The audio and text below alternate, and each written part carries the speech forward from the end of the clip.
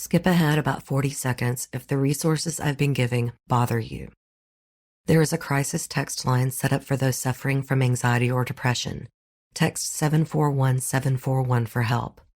If you're experiencing suicidal thoughts, please call the National Suicide Hotline at 1-800-273-TALK or 8255. If you're suffering from domestic violence, please call 1-800-799-SAFE or 7233 or dial 911. The Trevor Project has a hotline for young LGBTQ people who are struggling. Call 1-866-488-7386. Remember, you are not alone. I'll have international resources as well as these U.S. numbers in today's show notes. Southern Fried True Crime covers cases that are not suitable for young listeners, and there may also be some explicit language used. Today's episode involves violence against children, so listener discretion is strongly advised. In 1967, Auburn, Alabama, was devastated by a shocking and brutal attack on a widow and her 4 daughters. It was the kind of crime that outraged citizens and reverberated for generations. And it was complicated because this was at a time that we didn't fully understand the danger of stalking. The first time stalking was criminalized was in California in 1990, 23 years after the attack on the Sinclairs. In truth, Edward Seibold had terrorized the Sinclair family for more than a year before his horrific rampage. The mother, Juanita Sinclair, was not naive. She tried to protect her family. She did call the police. Neighbors urged her to buy a gun. But no one could have imagined the horror that Eddie Sebold would bring to the Sinclair home. It's another case of an obsession turning into murderous hatred. And like many of these kinds of cases, Sebold's sanity was called into question. Was he mentally ill? Or was he a spoiled brat, as prosecutors had called him? Welcome to episode 102, The Sinclair Murders.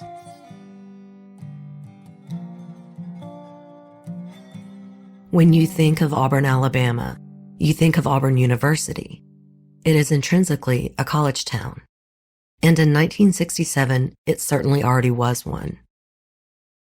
First chartered in 1856, the college went through 4 name changes, finally settling on Auburn University in 1960. And football lovers know that the Auburn University team is a member of the SEC, or Southeastern Conference. In 1892, the Tigers played their first game against the University of Georgia Bulldogs, beginning the oldest college rivalry in the Deep South. Today, the population in Auburn is a bit over 66,000 people, but in 1967, it was around 17 or 18,000, a much smaller city, but growing exponentially. Originally Native American Creek territory, Auburn is located in western Lee County and sits on the fall line juncture of the Piedmont Plateau and Coastal Plain. The city includes the southernmost exposure of rocks in the Appalachian orogeny. The last foothill of the Appalachian Mountains is in the Chihuahua State Park in southern Auburn. And in the west and southwestern parts of the city, there are rolling plains and savannas, a gorgeous, widely spaced canopy of trees. It is a beautiful city, and according to local legend, a young woman chose the town name from the first line of Oliver Goldsmith's poem, The Deserted Village. It reads, "Sweet Auburn, the loveliest village of the plain." In the 1960s, when the Sinclair family moved there, it was in the middle of one of its biggest growth spurts. Juanita Sinclair bought a modest split-level home on Gardner Drive. Born in December of 1921, Juanita had lost her husband, Lieutenant Colonel Hugh Sinclair, in 1961 to a sudden heart attack. He was only 41 years old, and the family was living on a base in Frankfurt, Germany at the time.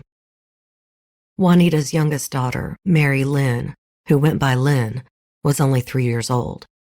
She was born in New Jersey in May of 1958. The other 3 Sinclair sisters were all born in Alabama. Selma, Alabama had been what they considered their hometown, and when the 41-year-old husband and father died, he was buried in the new Live Oak Cemetery in Selma. After moving to Auburn, Juanita supported her 4 daughters by teaching high school math and also working in the computer section of Auburn University.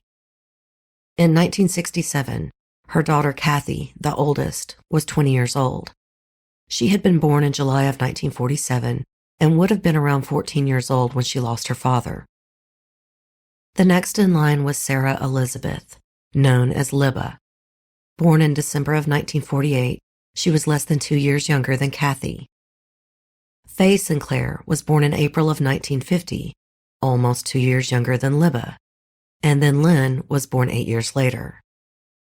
All the girls had dark raven hair, and Cathey had blossomed into a beautiful young woman. Cathey had been a high-achieving student. All the girls were, actually, and she received a full scholarship to Wellesley College in Massachusetts. She had started classes there in the fall of 1965. On that terrible night in September of 1967, 20-year-old Cathey was getting ready to go back to Wellesley, sewing and packing her suitcases. She was up late sewing in the den area, and her suitcases were laid out on her mother's bed.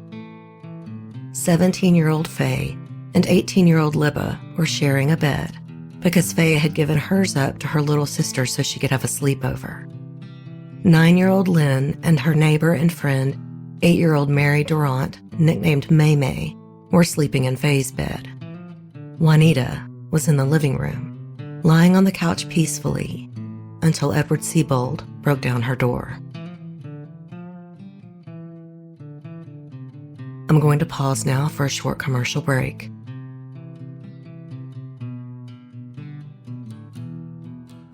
Edward Albert Sebold was a privileged young man. He was born in 1946 to Herman and Clara, and he had an older brother named Robert. His father, Dr. Herman Seibold, was a professor at Auburn University and then a research associate at Tulane University. The prosperous family owned homes on Long Island and in Louisiana, in addition to a place in Auburn. According to witness testimony at trial, Eddie suffered from swollen lymph nodes as an infant. From 13 to 16 years old, Eddie suffered from nightmares that caused him to wake up screaming. And Eddie was a problem kid for many years. His father was a strict disciplinarian, and Eddie disliked being told what to do, especially when to get out of bed. He bragged to friends that once, when his father tried to wake him up early for church, he threw him across the room. However, his behavior improved when he became involved with the Boy Scouts. Eddie reached the rank of Eagle Scout and attended national jamborees. A high school friend described Eddie as extremely smart. Many people described him as smart, and he seemed to be well-liked around that time. When it was time for college, Eddie qualified for a National Merit Scholarship and 5 honorary societies. When he started Auburn University in 1964, his father was still a professor there. According to his family, his attitude had completely changed. He made mostly A's with a few B's, first studying pre-law, then pre-med. He had trouble choosing a major. He also tried chemistry and then math. He was chosen as one of 8 scholars to represent Auburn in the College Bowl on a national television quiz show. But he dropped out of the College Bowl competition, complaining that someone on his team didn't like him. He also complained that schoolmates called him homosexual just because he liked poetry. Whether or not this is true is debatable. That's his reasoning. But it sounds like he was slipping backwards from the progress he made, again becoming argumentative, defensive, and angry. It was in an Auburn classroom in June of 1966 that he met Cathey Sinclair. She was auditing an English class in an Auburn summer session. Cathey and Eddie dated for a short while in the summer of 1966, but she would later say, quote, "But we were never more than good friends. I certainly didn't regard him as the only boy in my life. I dated several boys that summer." But she stayed friendly with Eddie when she returned to Wellesley that fall of 1966, exchanging letters and occasional phone calls. It was when Cathey went back to Massachusetts that Eddie became jealous and then obsessed. His school friends said he talked about her incessantly, and he had lost interest in school, dropping out and joining the Army Reserves just 6 months before he was supposed to graduate from Auburn. He supposedly did make up the last 2 credits through correspondence courses to get his degree. But his focus now wasn't just on Cathey. It was on her mother, Juanita. In November of 1966, he called Cathey at school and told her he was in love with her mother. Horrified, Cathey broke off contact. Eddie's brother Robert, a chemical engineer, was back home in Auburn at this time for grad school. He said that Eddie talked to him almost every day about 44-year-old Juanita Sinclair. He insisted he loved Juanita and that he knew she loved him too. He claimed that when he first let his feelings be known to her, Juanita returned his affection, briefly, before rejecting him. Juanita Sinclair vehemently denied this, saying it was all in Eddie's head. But she did say he told her, quote, "I get my way in everything." By Christmas of 1966, his father was working at Tulane, and he and Clara moved to their New Orleans home. I believe they sold their home in Auburn because of a later incident, so I'm assuming Robert and Eddie Seibold shared an apartment. The Seibold family got together for Christmas in New Orleans. They later said all Eddie could talk about was his hatred for Cathey Sinclair. It's never stated explicitly if this was because he was jealous or if he thought she stood between him and her mother. Whatever was going on in his mind, he was full of anger and rage, and his family was relieved when he enrolled in Binghamton University in New York that 1967 spring semester after Christmas. But college friends in New York heard much of the same about his obsession. One college peer, Mary, said Edward told her that he loved Juanita and that, quote, he knew she loved him but that she didn't know it yet. Edward told Mary that he wanted to marry Juanita and then have children of their own. She said he also ominously told her he would get back at Juanita for not returning his love. According to the Alabama Journal, another college peer, John, said that Eddie, quote, showed him several slips of paper measuring about 6 inches by 1 inch, containing a comparison of the differences in ages between himself and Juanita on one hand, and between Frank Sinatra and his wife Mia Farrow on the other. Eddie told John that he'd put about 250 of those slips of paper on windshields all over Auburn. Eddie also wrote a poem about his imaginary affair with Juanita. It took an hour and a half to recite it all from memory, and he often annoyed his friends with this odd obsession. And Eddie's parents were alarmed when in April of 1967, Eddie left school and then called them from Auburn. When Cathey came home for spring vacation in 1967, she saw Eddie a few times, and he started threatening her.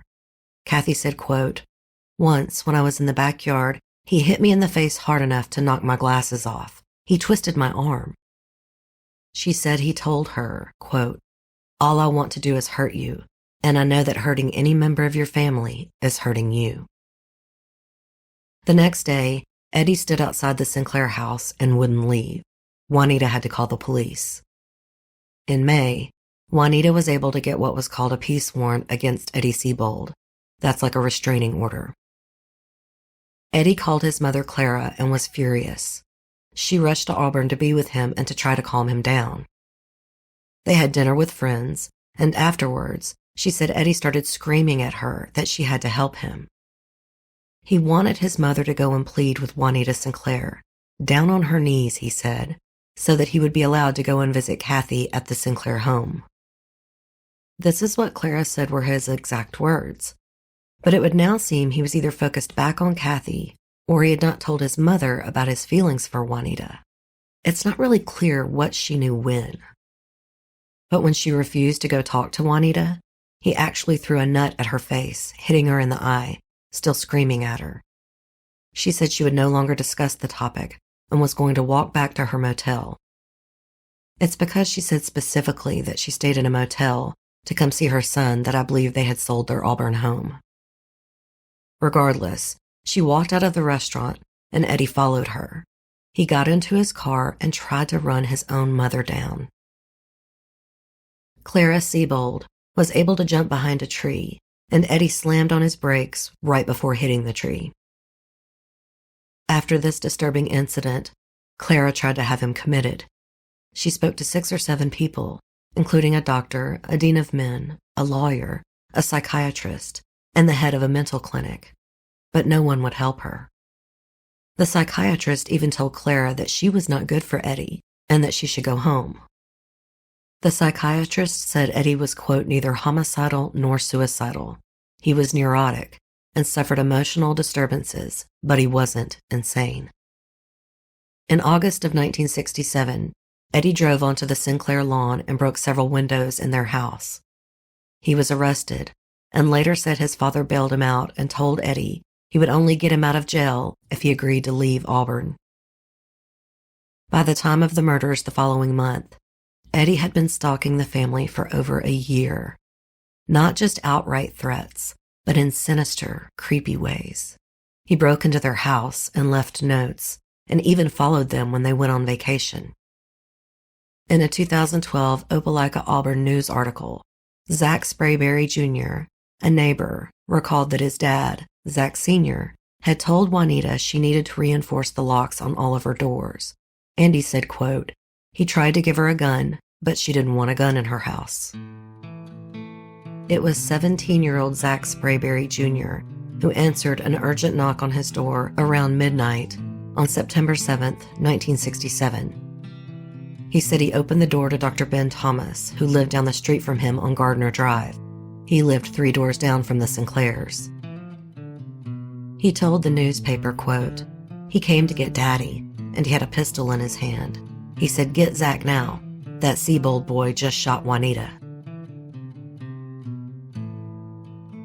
I'm going to pause now to hear a word from today's sponsors.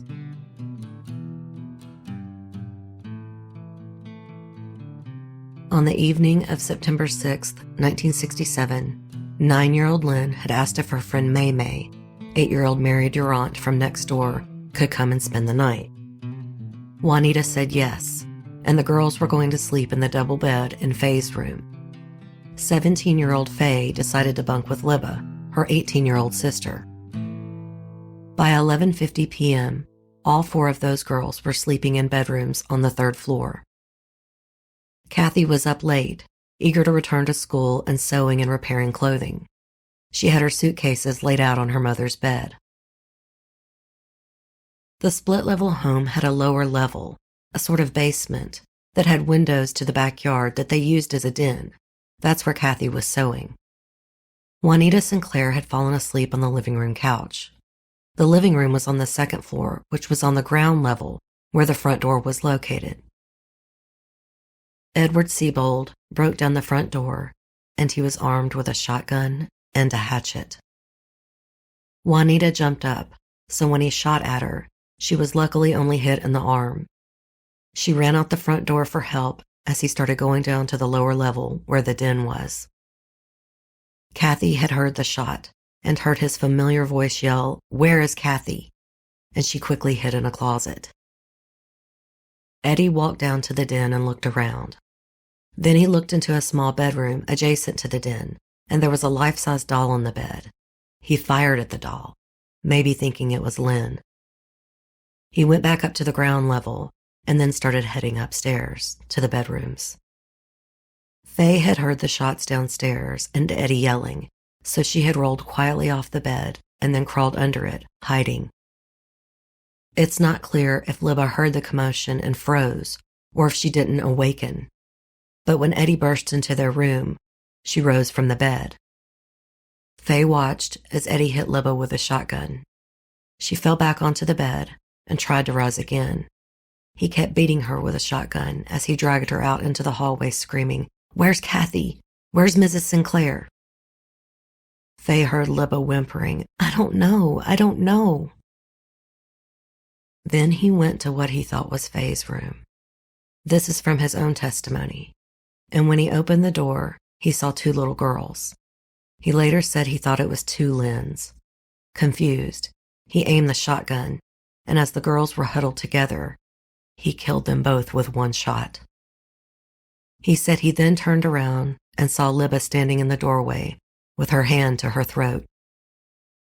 He claimed that as he looked at the wall above Faye's bed, a hole opened up and a hurricane came out and blew him and Libba into the hallway. As they fell into the hallway, Edward brought a hatchet down on Libba's throat. In a sickening 2007 interview, he told the story with very gory details, and before he mentions the supposed hurricane vision, he said, quote, "This is the Stephen King stuff." What Faye remembers is that after she heard him and Libba arguing, she heard the other shot, and then Libba fell silent for a moment, and then Faye heard what she called a gurgling sound from her sister. Eddie later told the Montgomery Advisor, quote, "It didn't make any sense to kill Libba. She was a substitute target. If I couldn't locate Cathey, I'd take down Libba or Faye. I didn't know if Cathey would be there or not." It sounds as if he was looking to totally destroy the Sinclair family, regardless of whether Cathey was there or not. He had already told her he knew hurting any of her family members would hurt her.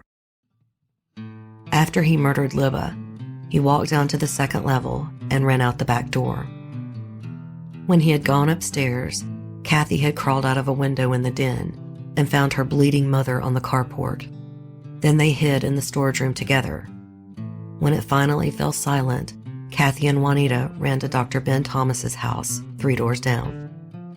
Faye stayed under the bed trembling in the silence until the phone rang. She was afraid to move at first, but when it rang again, she crawled out from under the bed and went down to the den and answered it. It was a neighbor calling, and she told him to get the doctor and call the police. Then in a daze, she walked through the house. She found Libba in the hallway and tried to find a pulse, but her sister, just a year older than her, was dead.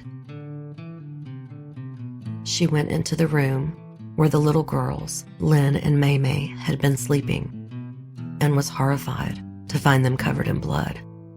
She checked for pulses on the girls too, but they were already gone. She then made her way to the living room on the ground level, and as she walked out, Dr. Thomas and a police officer met her. In a Times Tribune article from March 31st, 1968, it was reported that the doctor and police officer came into the house and found Faye holding the shotgun, that she had picked it up in the living room where Eddie had dropped it. This isn't in the appeals documents, so I am unsure if this was from actual testimony or from a story the doctor told, because he is then quoted as saying, "I've been in war and I've seen combat, but nothing like this." And Eddie Sebold had escaped into the night. A huge manhunt began, and Auburn residents were terrified. Libba and Lynn were laid to rest in New Live Oak Cemetery in Selma, Alabama, near their father. Juanita Sinclair was unable to attend her daughter's funerals because she was still in the hospital. Armed guards were at the funerals to protect Cathey and Faye, the surviving daughters. The Sinclair home was also constantly guarded. Police were afraid that Eddie would come back to finish what he started. On September 8th, the FBI joined the investigation, and a federal fugitive warrant was issued. On September 9th, around 100 armed people, state troopers, police, and ROTC officers, searched for Eddie in a wooded area near the Auburn University campus. Authorities had received a tip that a man who looked like Edward Seibold was seen in the woods, but it wasn't Eddie. It would seem that Eddie Sebold had planned the attack and his escape carefully. He drove to New Orleans in his own car, and then rented a minibus and drove to Ocala, Florida, where he abandoned it in a lumber yard. Police issued nationwide bulletins on Sebold, so the case quickly gained national attention. A Miami woman saw Eddie's photo in a magazine. Then she saw him walking down the street and called and reported him to the police. On September 17th, the FBI tracked down where Eddie was working in Miami. He had answered a classified ad to be a companion to a disabled young man. Eddie got the job, and when the FBI raided the home, the parents of the disabled boy were shocked. They had thought he was a nice guy. Eddie was actually found sleeping in the same room as the boy. When they woke him, he screamed and resisted arrest. He was subdued and arrested, and then for the next 6 weeks, he fought extradition. Finally, in December, Eddie was extradited back to Alabama, where he was charged with 3 counts of murder and 1 count of assault with intent to murder. The prosecution planned separate trials for all the charges. Haley and I both could not find the reason why. Typically, a case of multiple murders that happened at the same time would be tried together. Regardless, Edward Seibold entered a plea of not guilty by reason of insanity to all of the charges. Edward saw 2 doctors regarding his mental state at the time of the murders. One found that there was reason to believe he was, quote, presently insane. Another doctor said he believed Eddie was insane at the time of the murders. He felt his mental illness began in the fall of 1966, after being rejected by Cathey Sinclair.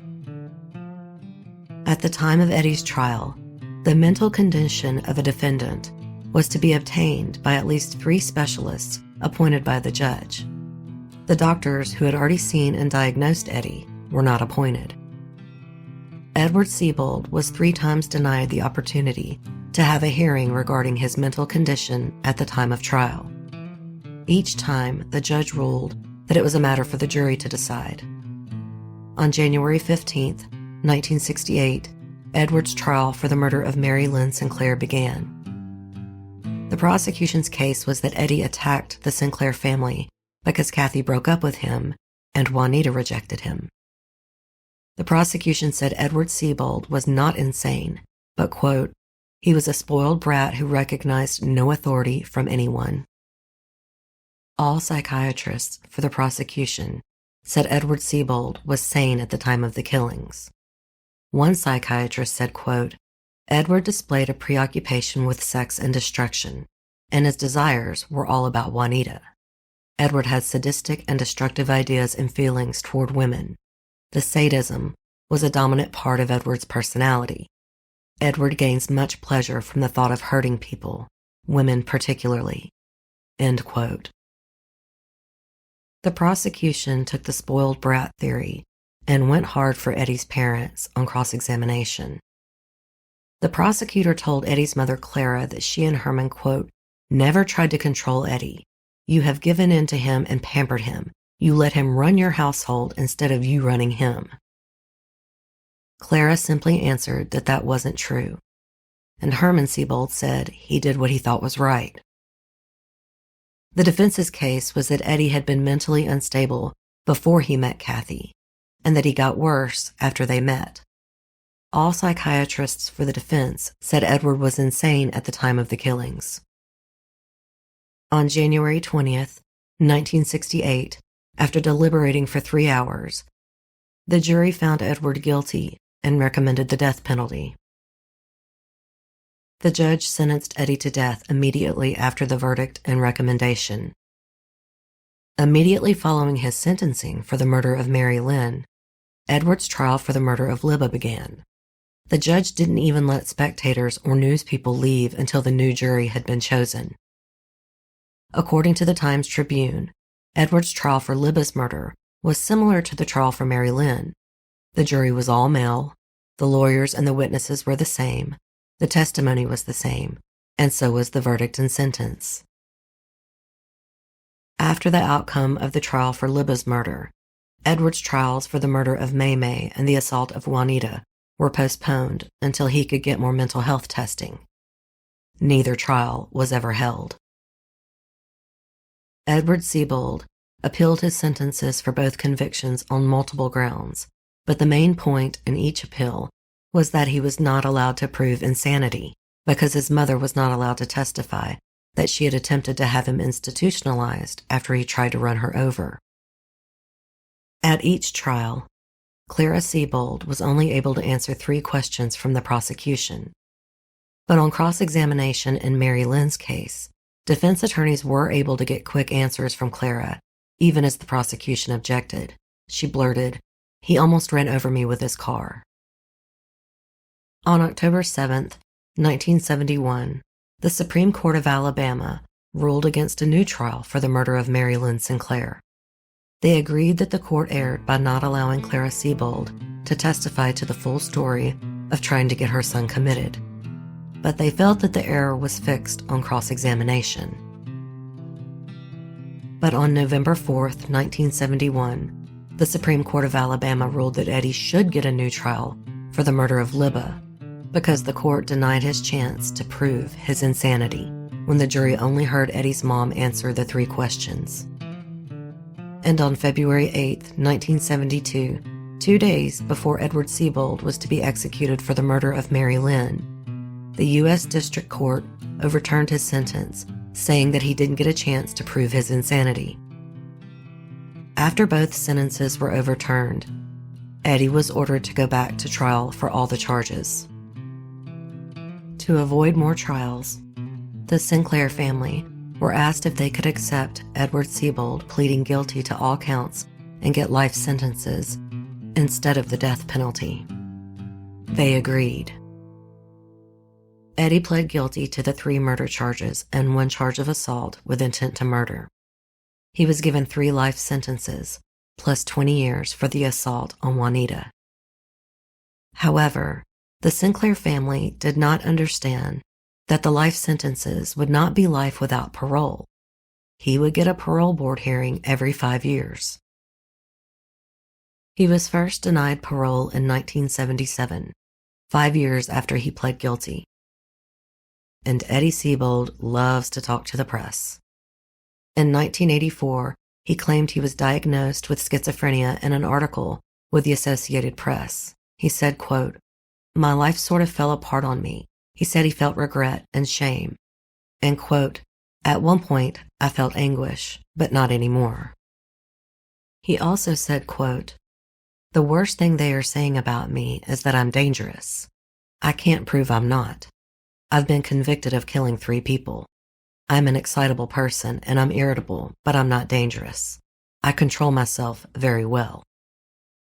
At a 2001 parole board hearing, Juanita Sinclair said, quote, "I'm neither vengeful or full of hate. I'm terrified. He has killed and killed. Now he may find some other mother's children and kill them." Cathey said directly to the parole board, quote, "You 3 people, we depend on you to protect our lives." The only person there to testify for Eddie Seibold was a worker in the prison chapel who said that Eddie was a good person who had found God and deserved mercy. Jack Durant, father of little Mary May Durant, said, quote, "Prison is the perfect place for him to spread his newfound faith. We should not forget the 2 little girls and shy teenager who died at his hands." In a 2007 interview, Eddie told the Montgomery Advertiser that he hasn't lost sleep over what he did, and he admitted he was guilty. He also said that he only had 2 targets when he went to the Sinclair house, and he intended for both targets to survive. Eddie said he thought if he attacked both targets, he'd be able to, quote, "work through the consequences." Eddie said that the spree was, quote, "a surprise attack, get in quick and get out quick." He also said his plan was to do permanent damage to the Sinclairs. Every 5 years, Eddie comes up for parole. Faye goes before the parole board every time. She tells them her story of hiding under the bed while her family was slaughtered. Cathey moved out of state, but also shows up for parole hearings, as does their mother, Juanita, and many sheriffs who worked on the case, as well as the district attorney. In 2012, after that hearing, Cathey said, quote, "Unfortunately, in 5 years, it will happen again. It's extremely stressful, but that's the law. It's hard to believe in 5 years that we will have to do this again. He ruined more lives than he could imagine. He seems to have no remorse." At the 2017 hearing, Faye said, quote, "If he ever got out, he would potentially continue on the mission he started 50 years ago. I can't fathom him ever being there. I can't fathom it." Juanita Sinclair, then 95 years old, attended the 2017 parole board hearing, just as she has every 5 years. "I cannot imagine the pain and yet the strength and endurance of this remarkable woman. To my knowledge, she is still alive. She will be 100 years old if she lives to his next parole board hearing."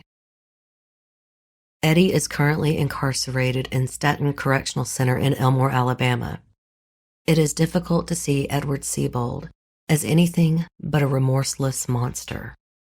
Despite psychiatrists who did diagnose him as insane, in court, as always, it was a battle of expert witnesses.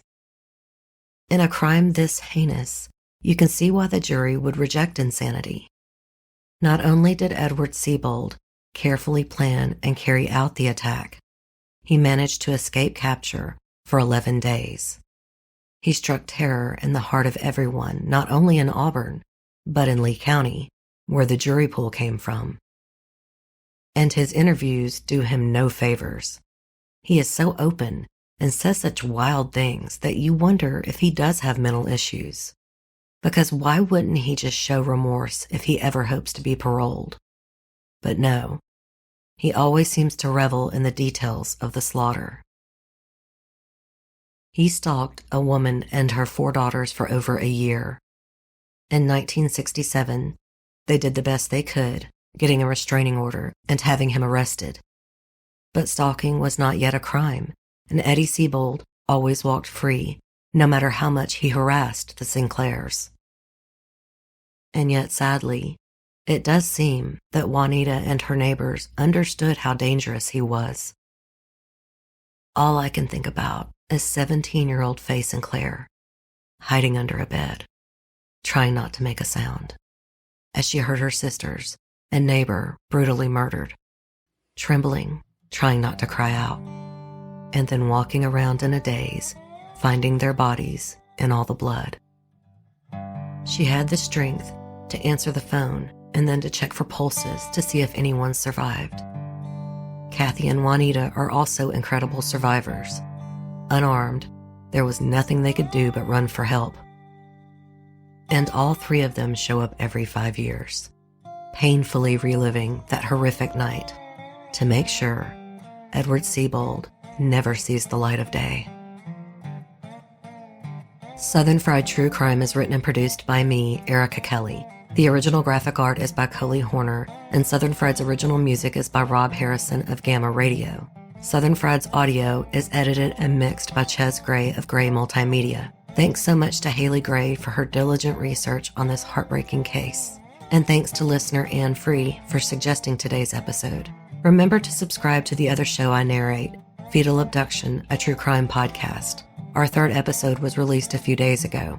Also, as a heads up, I am taking off next week for the Independence Day holiday. But don't worry, there are still 4 more weeks in July, so you'll still have 4 episodes coming up. I will be dropping 2 new promos for other new shows starting up.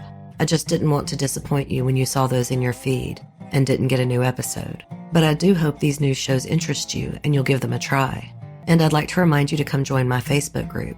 We share memes and have a lot of laughs. It's a really fun community and we'd love to have you. # no shit asses allowed. And we've also got some new merch. If you want to check it out, go to southernfriedtruecrime.com. If you enjoyed today's show, don't forget to subscribe and please tell a friend or rate and review on iTunes. I'm also on most large platforms like Stitcher and Spotify, as well as Stitcher Premium, where you can listen ad-free. If you have any case suggestions, please email southernfriedtruecrime@gmail.com. I do not accept case suggestions on social media private messages, but please feel free to reach out by email. Not only do I get my most interesting and little-known cases from listener suggestions, I love hearing from you guys. Until next time, thanks so much for listening. Wash your hands, stop touching your face, and y'all take care.